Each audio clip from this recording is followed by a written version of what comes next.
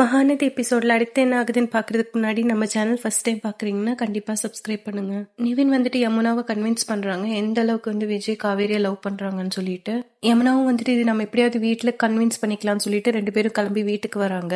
அங்க போய் பார்த்தா எல்லாரும் திங்ஸ் எல்லாம் பேக் பண்ணிட்டு வேற வீடு ஷிஃப்ட் ஆகுறதுக்கு பிளான் பண்ணிட்டு இருக்காங்க. நிவின் வந்து குமரன்ட்டு போய் குமரன் எனக்கு கொஞ்சம் உங்ககிட்ட பேசணுன்ற மாதிரி சொல்றாங்க. குமரன் வந்து இருடா இதெல்லாம் எடுத்து வச்சுட்டு நான் உங்ககிட்ட வரேன்ற மாதிரி திங்ஸ் எல்லாம் எடுத்து வச்சுட்டு இருக்காங்க. இதெல்லாம் பார்த்து விஜய் வந்து காவேரிட்ட பேசலாம் சொல்லி போகும்போது மொத்த ஃபேமிலியும் விடாம தடுக்கிறாங்க.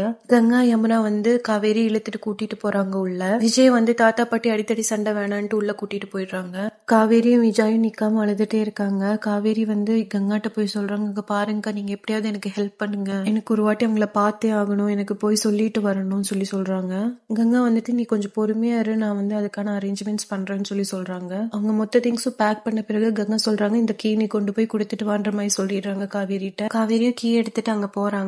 அங்க போயிட்டு விஜய்கிட்ட சொல்றாங்க இங்க பாருங்க நாங்க வீடு வெக்கேட் பண்றோன்ற மாதிரி சொல்றாங்க.